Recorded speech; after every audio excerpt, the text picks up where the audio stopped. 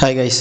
இப்போ இந்த வீடியோவில் வந்து பார்த்தீங்கன்னா 1 கோடி சம்பாதிக்கிறது எப்படி, அதாவது 1 crore வந்து நம்ம ஸ்டாக் மார்க்கெட் மூலமாக எந்த ஒரு நாலேஜும் இல்லாமல் ஈஸியாக வந்து சம்பாதிக்க முடியுமா, அதை எப்படி பில்டு பண்ணுறது அப்படிங்கிறத பற்றி தான் இந்த வீடியோவில் பார்க்க போகிறோம். ஸோ இந்த வீடியோவை ரொம்ப இம்பார்ட்டண்டான வீடியோ நம்ம சேனலில். ஸோ ஏன்னா இது எல்லாத்துக்குமே யூஸ் ஆகும். ஸ்டாக் மார்க்கெட்டை பற்றி தெரிஞ்சவங்க தெரியாதவங்க எல்லாத்துக்குமே வந்து ஒரு கிளியரான எக்ஸ்ப்ளனேஷன் வந்து நான் கொடுக்க போகிறேன். அதனால் இந்த வீடியோ ஸ்கிப் பண்ணாமல் கடைசி வரைக்கும் பாருங்கள். ஸோ நீங்கள் ஸ்டாக் மார்க்கெட்டை பற்றி கற்றுக்கிட்டு இருந்தாலும் படிச்சுட்டு இருந்தாலும் நீங்கள் கடைசி வரைக்கும் பாருங்கள். ஸோ ஃபஸ்ட்டு ஸ்டெப் என்ன பண்ணணும் அப்படின்னு கேட்டிங்கன்னா, பணம் வந்து சேவிங் பண்ணணும். சரிங்களா? நீங்கள் வந்து இப்போ வேலைக்கு போகிறவராக இருக்கலாம், இல்லை வேலைக்கு போகாதவராக இருக்கலாம், இல்லை வேலை தேடிட்டு இருக்கிறவங்க எப்படி இருந்தாலும் ஓகே. ஸோ நீங்கள் பேரண்ட்ஸாகவும் இருக்கலாம், ஸ்டூடெண்ட்ஸாகவும் இருக்கலாம். சரிங்களா? இப்போ வந்து நீங்கள் பேரண்ட்ஸாக இருந்தீங்கன்னா நீங்கள் ஃபஸ்ட்டு பண்ண வேண்டிய விஷயம், இந்த வீடியோவையும் இதுக்கு முன்னாடி நான் ஒரு வீடியோ ரெஃபர் பண்ணுறேன், அந்த வீடியோவையும் உங்கள் பசங்களுக்கு நீங்கள் ஃபஸ்ட்டு பார்த்துட்டு அதை வந்து இன்னையிலேருந்தே ஸ்டார்ட் பண்ணுறதுக்கு சொல்லிக் கொடுங்க. ஏன்னா எனக்கு வந்து பார்த்தீங்கன்னா ஏஜ் வந்து 28 ஆச்சு. ஆனால் வந்து என்னோடய பேரண்ட்ஸ்க்கெலாம் வந்து அந்த நாலேஜ் கிடையாது, அவங்க வந்து படிக்காதவங்க. ஸோ இதை வந்து நான் வந்து 21 வயசில் பிஸ்னஸ் ஸ்டார்ட் பண்ணேன். ஓகேங்களா? 21 ஸ்டார்ட் பண்ணது. ஸோ இப்போ வந்து என்னோடய எக்ஸ்பீரியன்ஸ் அப்படின்னா 7 இயர்ஸ் பிஸ்னஸ் எக்ஸ்பீரியன்ஸ். இப்போ எனக்கு வந்து 3 கம்பெனி இருக்குது. நான் நிறைய ஃபெயிலியர்ஸ் எல்லாம் பார்த்துட்டு தான் வந்திருக்கேன். ஓகேங்களா?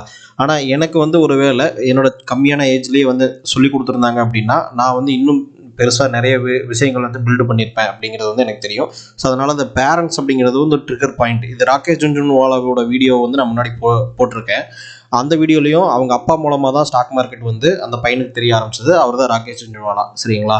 ஸோ வாரன் பஃபெட் கூட 11 வயசுல இன்வெஸ்ட் பண்ண ஆரம்பிச்சிட்டாரு. சரிங்களா? அப்போ வந்து நீங்கள் அதாவது உங்கள் பசங்க என்ன பண்ணுறாங்க, என்ன ஆம்பிஷன் இருக்குது, அதெல்லாம் ரெண்டாவது விஷயம். சரிங்களா? இந்த விஷயத்தை நீங்கள் சொல்லி கொடுத்துருங்க. இது ஒரு ட்ராக்ல அவங்க பண்ணிக்கிட்டே போகட்டும். ஸோ அதுக்கு அடுத்து வந்து பார்த்தீங்க அப்படின்னா அவங்க என்ன பண்ணுறாங்களோ அதை அவங்க பண்ணிக்கிட்டோம். சரிங்களா? ஸோ ஃபஸ்ட்டு ஸ்டெப் என்ன அப்படிங்கிறத பார்த்துருவோம். ஃபஸ்ட்டு வந்து சேவிங்ஸ் மணி, அதாவது எப்படி வந்து பணத்தை சேவ் பண்ணணும் அப்படிங்கிறது வந்து நான் ஏற்கனவே வந்து ஒரு முன்னாடி வீடியோ சொல்லியிருக்கேன். அந்த வீடியோ வந்து டிஸ்கிரிப்ஷனில் நான் கொடுக்குறேன். ஸோ அந்த வீடியோ பாருங்கள். அந்த வீடியோவில் வந்து எப்படி பணத்தை சேவ் பண்ணுங்கிறதுக்கு ஒரு 7-8 ஸ்டெப் கொடுத்துருக்கேன். நான் எப்படி சேவ் பண்ணேன், ப்ளஸ் வந்து என்னென்னலாம் மெத்தட்ஸ் இருக்குது அப்படிங்கிறது. அந்த வீடியோ வந்து மோஸ்ட்லி பார்த்துருப்பீங்க, பார்க்கலனாலும் அதை பார்த்துருங்க. அதுதான் ஃபஸ்ட்டு ஸ்டெப்பு. சரிங்களா? அதை பார்த்துட்டு அதுக்கப்புறமா இந்த வீடியோவை பார்த்தீங்கன்னா உங்களுக்கு இன்னும் கொஞ்சம் ஈஸியாக புரியும். ஸோ ஃபஸ்ட்டு வந்து ஹவு டு சேவ் மணி அப்படிங்கிற அந்த வீடியோவை பார்த்துருங்க. ரெண்டாவது ஸ்டெப் வந்து இதை வந்து அந்த 2 வீடியோவும் அதுவும் இந்த வீடியோவையும் வந்து உங்களோட குழந்தைகளுக்கு வந்து ஒரு 10 வயசு இருந்தாங்க அப்படின்னா இப்போவே ஸ்டார்ட் பண்ணி விட்டுருங்க. அதாவது அவங்க பேரில் நீங்கள் பண்ணுங்கள் ஃபஸ்ட் இனிஷியலாக, அதுக்கப்புறம் அவங்க பழக்கமாக கண்டினியூ பண்ணிடுவாங்க. சரிங்களா? ஸோ அடுத்த ஸ்டெப் என்ன பண்ணணும் அப்படின்னா, ஃபஸ்ட்டு மணி சேவிங்ஸ் அப்படிங்கிறது என்ன பண்ணணும், எப்படி பண்ணணும் அப்படிங்கிறத பார்த்துங்க.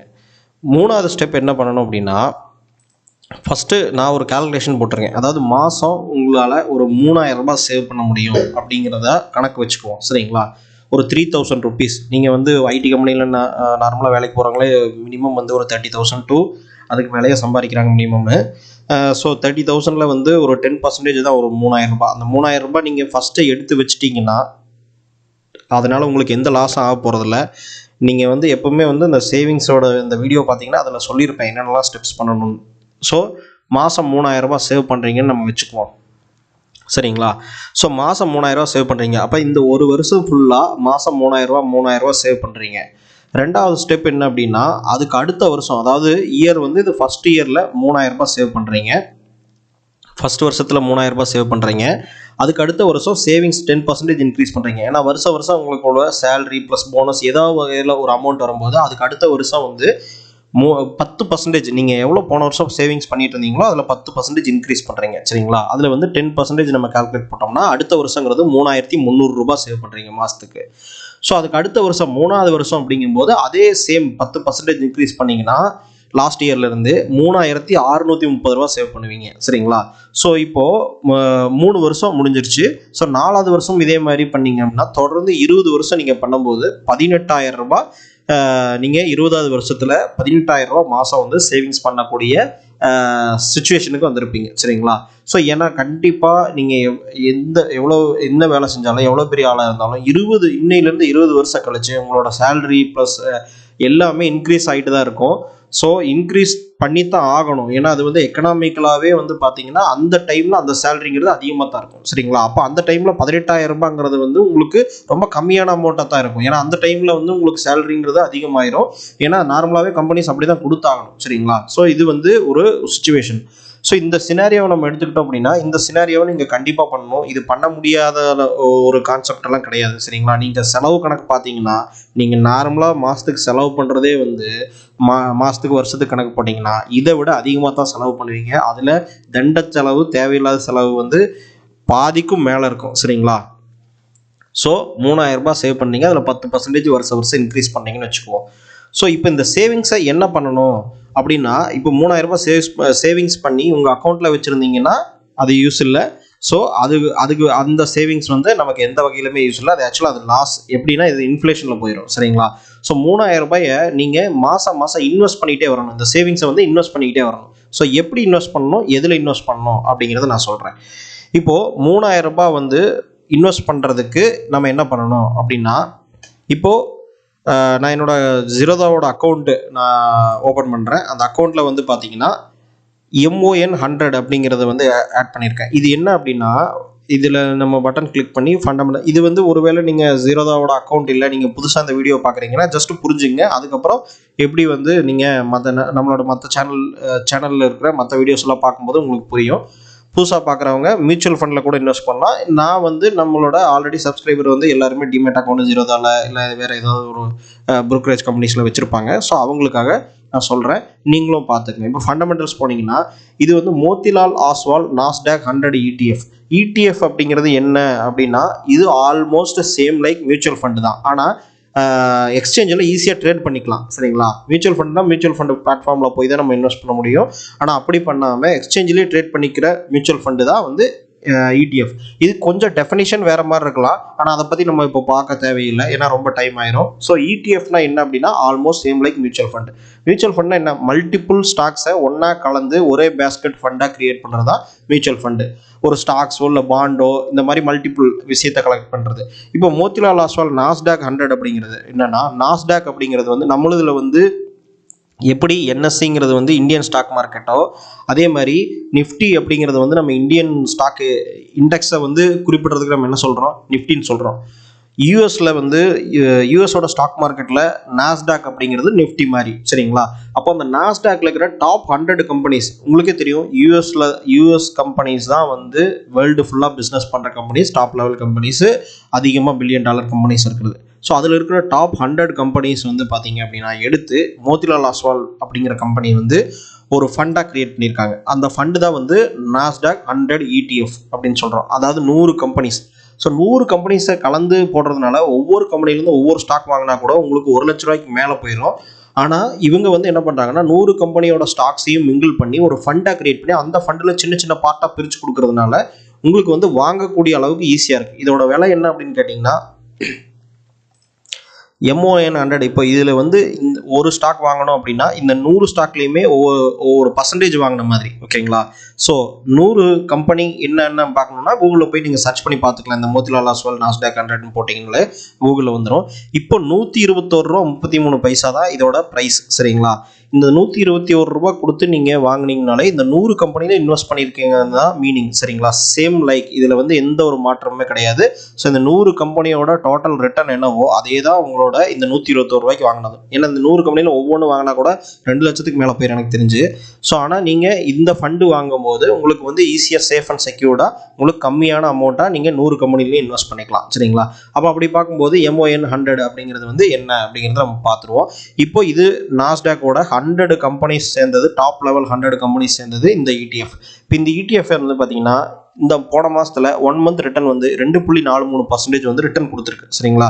அதாவது ஒரு 1 லட்ச ரூபா இன்வெஸ்ட் பண்ணியிருந்தீங்கன்னா 2,400 ரூபா உங்களுக்கு வந்து ரிட்டர்ன் கிடச்சிருக்கும். அதாவது 1,02,000 ரூபா 2,400 ரூபா உங்களுக்கு வந்து இருக்கும் இப்போது. சரிங்களா? 1 மந்த் ரிட்டர்ன்.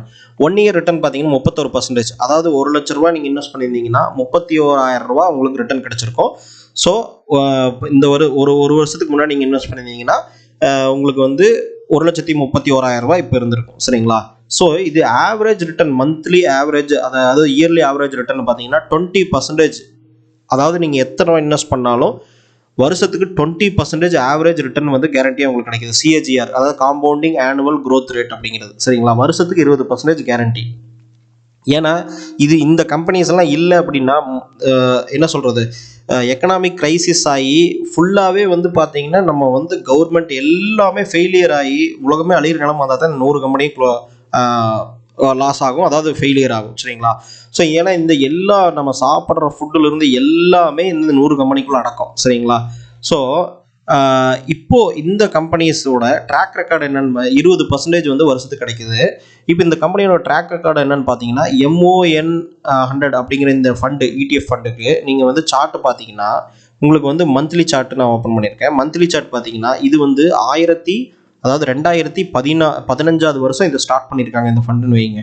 அந்த 2015 வருஷம் அப்ராக்சிமேட்டாக 27 ரூபா தான் இருந்திருக்குது. இன்றைக்கி வந்து இது வந்து 121 ரூபா.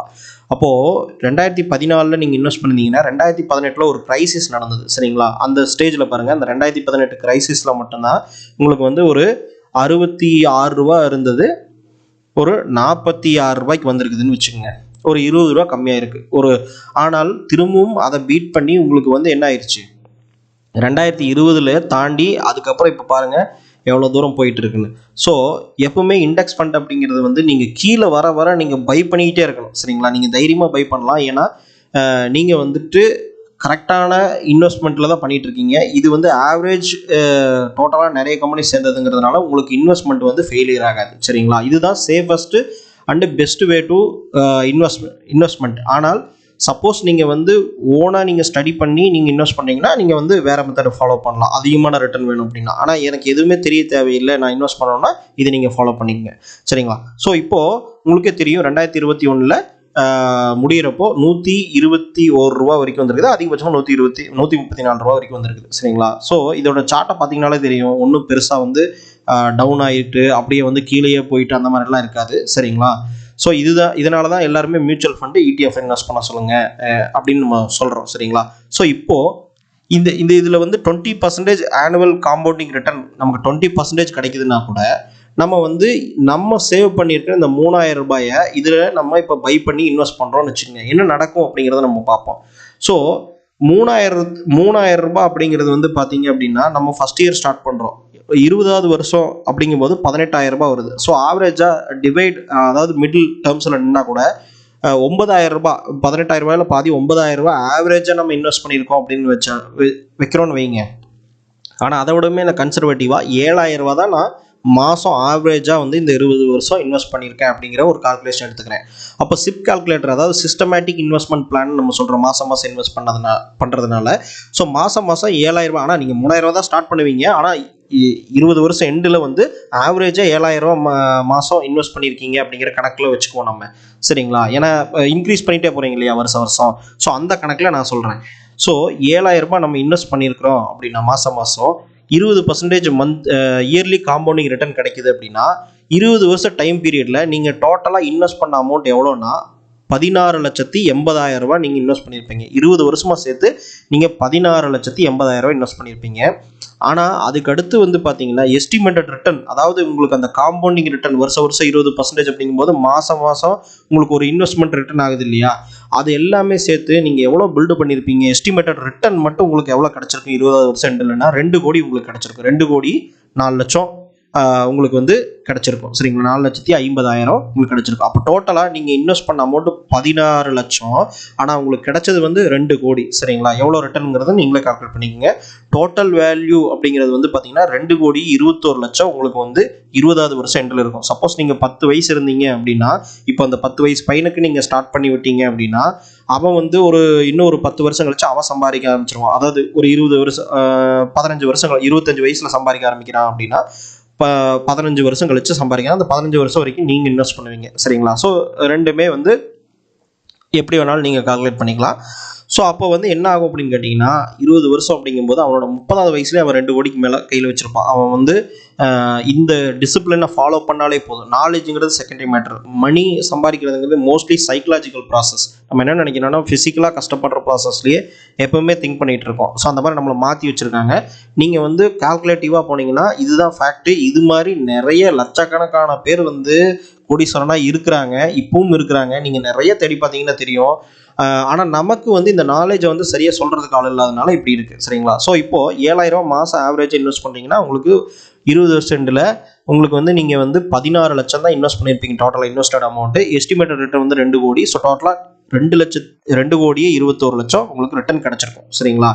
ஸோ இதுதான் வந்து நீங்கள் பண்ணக்கூடிய இன்வெஸ்ட்மெண்ட்டு. சரிங்களா?